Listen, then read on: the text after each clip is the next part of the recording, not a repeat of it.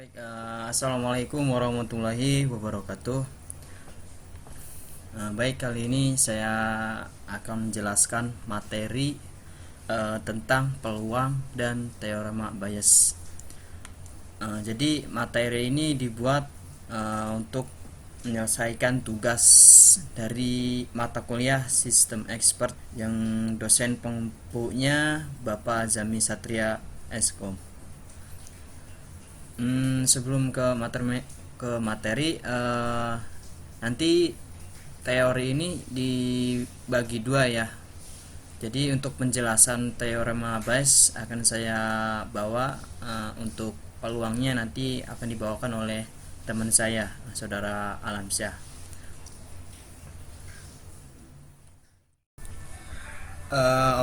Selanjutnya untuk topik pembahasan dari teorema Bayes ini ada 7 ya. Untuk yang pertama itu pengenalan teorema Bayes. Jadi pengenalan ini kita akan bahas siapa penemunya gitu ya, siapa pembuatnya gitu. Terus di sini ada mengapa teorema Bayes itu penting ya. Jadi alasan-alasan yang di latar belakang ini kenapa kita harus menggunakan teorema Bayes gitu. Terus yang ketiga ada konsep dasar teorema Bayes. Jadi konsep dasar ini lebih ke cara-cara alurnya gitu ya, alur cara kerja untuk teorema Bayes gitu. Yang keempat, rumus teorema Bayes. Nah di sini inti pembahasan tentang teorema Bayes ya, kayak ada rumus, nanti di situ ada penjelasannya juga gitu. Terus poin yang kelima ada contoh studi kasus. Jadi nanti saya akan mencontohkan studi kasus yang sederhana ya, yang mudah dipahami gitu. Terus yang keenam aplikasi teorema Bayes. Jadi teorema Bayes ini digunakan di aplikasi apa aja sih gitu ya, yang untuk kegiatan sehari-hari gitu ya. Dan yang terakhir ini kesimpulan. Oke, selanjutnya kita lanjut ke pengenalan teorema Bayes ya. Jadi teorema Bayes adalah sebuah formula matematika yang digunakan untuk menghitung probabilitas kondisional terkait dengan suatu hipotesis ketika ada bukti baru. Terus teorema ini dikembangkan oleh seorang Thomas Bayes ya, seorang ahli statistik juga dan filsuf asal Inggris.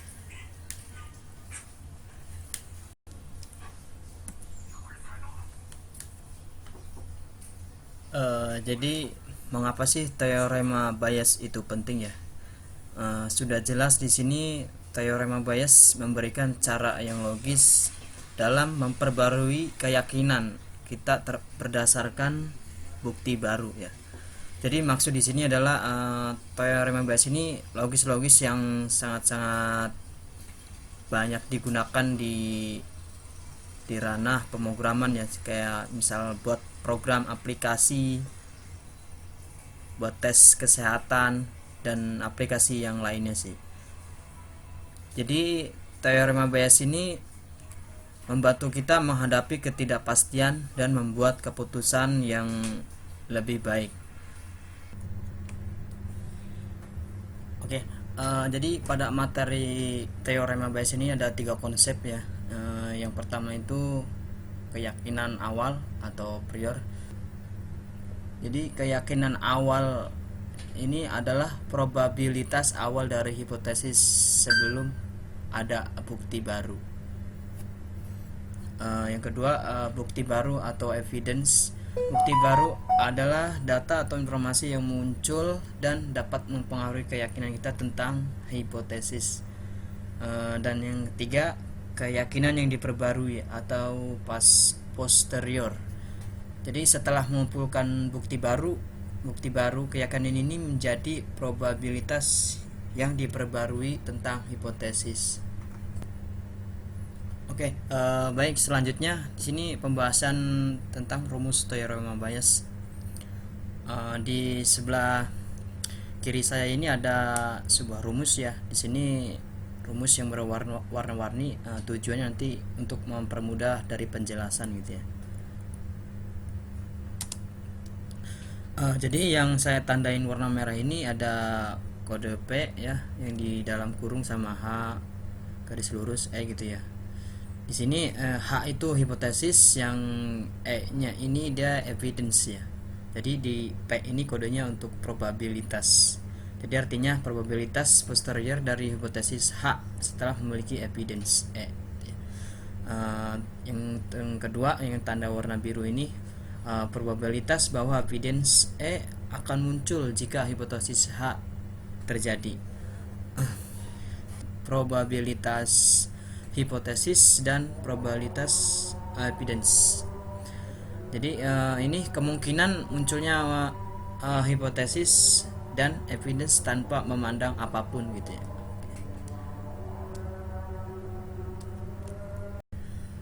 Baik, selanjutnya kita ke contoh studi kasus ya. Ini untuk evidence ya. Jadi ada probabilitas yang evidence-nya itu demam, di mana nilainya itu 0,5. Terus di sini ada hipotesis, probabilitasnya itu flu dan nilainya itu 0,3. Dan terakhir ini ada probabilitas demam dan flu gitu ya, nilainya 0,6. Jadi di sini ada pertanyaan, berapakah sih nilai dari P gitu ya, probabilitas flu dan demam gitu. Oke, lanjut. Pertama kita lihat dulu kodenya yang tadi sebelumnya sudah kami jelaskan gitu ya. Jadi pertanyaan dulu untuk hipotesisnya apa, evidence-nya apa ya. Di sini diketahuinya evidence-nya, hipotesisnya itu flu, untuk evidence-nya demam gitu ya. Oke, ini untuk rumusnya. Jadi selanjutnya di sini ada untuk cara menyelesaikannya gitu ya. Kita paparkan dulu untuk probabilitas flu-nya dan demam, karena ini yang dipertanyakan di sini ya, dari soalnya berapakah sih nilai dari probabilitas flu dan demam gitu ya. Makanya di rumus ini ada yang dipaparin dulu itu flu dan demamnya gitu. Maka di sini ada sama dengan probabilitas flu sama dengan flu gitu ya, dikalikan dengan probabilitas flu-nya gitu. Jadi demam flu-nya 0,6, probabilitas flu-nya 0,3 dikalikan, kemudian dibagi dengan 0,5. Maka di sini hasilnya adalah 0,3.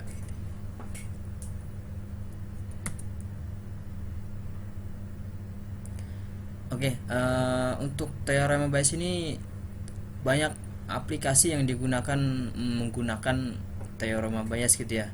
Salah satunya di sini contohnya seperti filter spam email gitu ya, yang mana menggunakan teorema Bayes untuk mengklasifikasikan email sebagai spam berdasarkan kata-kata yang tertentu. Misalkan untuk spam iklan, untuk spam sponsor apa gitu. Jadi untuk lebih ke spesifikasi gitu ya. Jadi bisa terfilter. Terus di sini ada contoh juga untuk menggunakan machine learning gitu ya. Maksudnya digunakan dalam algoritma klasifikasi seperti Naive Bayes Classifier yang membantu dalam pengenalan pola gitu ya. Yang terakhir bisa untuk diagnosis medis ya, yang tadi contoh sederhana gitu ya untuk penyelesaian rumus teorema Bayes gitu. Jadi untuk sederhananya gitu, yang tadi sudah dijelaskan, diagnosis tentang medis gitu. Tujuannya untuk apa sih? Untuk membantu dokter menilai probabilitas berbagai penyakit berdasarkan gejala dan hasil tes. Kesimpulannya, teorema Bayes bukan hanya rumus matematika, tapi juga kerangka berpikir untuk memperbarui keyakinan kita secara rasional ya.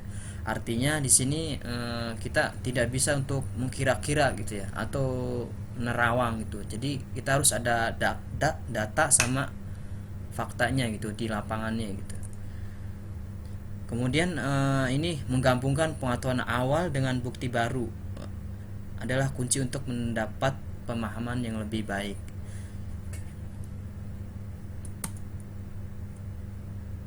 Ya, baik. Itu untuk penjelasan materi tentang teorema Bayes ya. Dari saya, terima kasih, dan pembahasan selanjutnya ini akan dibahas oleh teman saya ya, Alamsyah, yang akan menjelaskan tentang peluang atau probabilitas gitu ya. Baik, terima kasih. Assalamualaikum warahmatullahi wabarakatuh.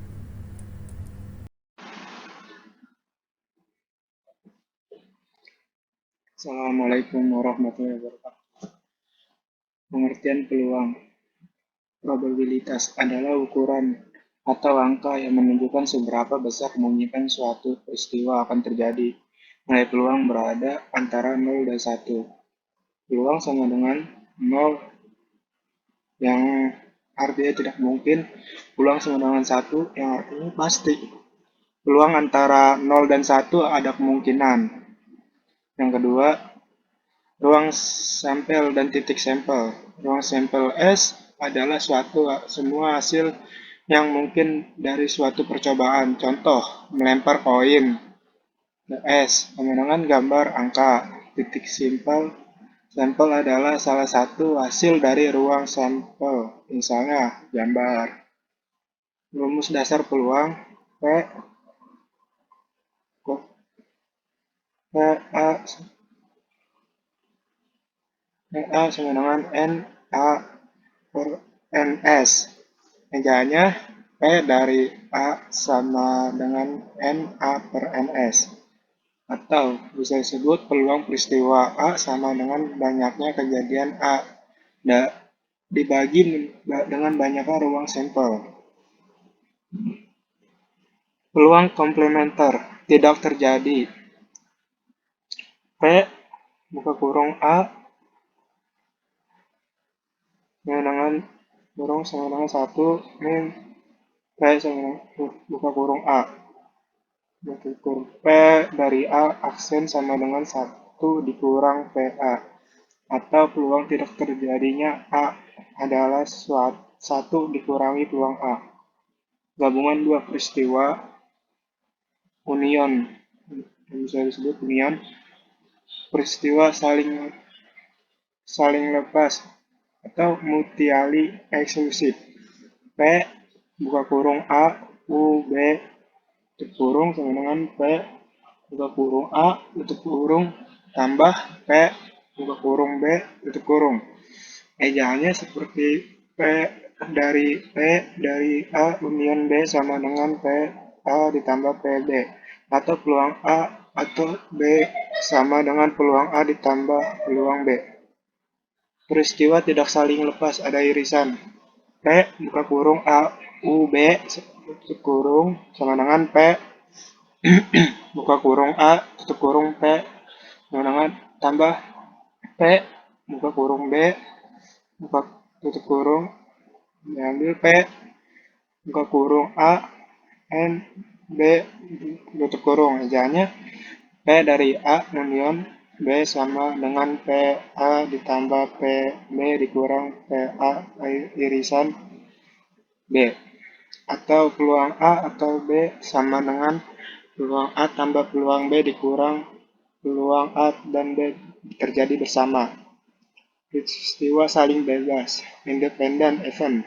P buka kurung A N B buka kurung tutup kurung sama dengan P buka kurung A tutup kurung kali P buka kurung B tutup kurung. P dari A irisan B sama dengan P A dikali P B, atau peluang A dan B terjadi bersamaan sama dengan peluang A dikali peluang B. 6. Contoh soal dan ejaan. Contoh 1. Soalnya, sebuah dadu dilempar. Berapa peluang muncul angka lebih dari 4? Angka lebih dari 4 sama dengan kurung kerawal, buka kurung kerawal, 5,6 tutup kurung kerawal, garis split, 2 kejadian, total kejadian sama dengan 6. P sama dengan 2 per 6 sama dengan 1/3. Ejaannya sama dengan P sama dengan 2 per 6 sama dengan 1/3. Contoh 2. Dari 52 kartu, peluang mendapat kartu hati P sama dengan 13 per 52 sama dengan 1/4. Ejaan P sama dengan 13 per 52 sama dengan 1/4. Nah, ini latihan soal tadi. Simpulan dan tips. Peluang adalah angka dari 0 sampai 1. Jadi dia menggunakan rumus P, tutup kurawal, buka kurawal, buka kurawal, A, tutup kurawal. Dengan N buka kurawal, A, tutup kurawal, per N, buka kurawal, S, tutup kurawal. Pahami arti undian gabungan, irisan, bersamaan, dan komplement tidak terjadi. Oke, sekian dari saya.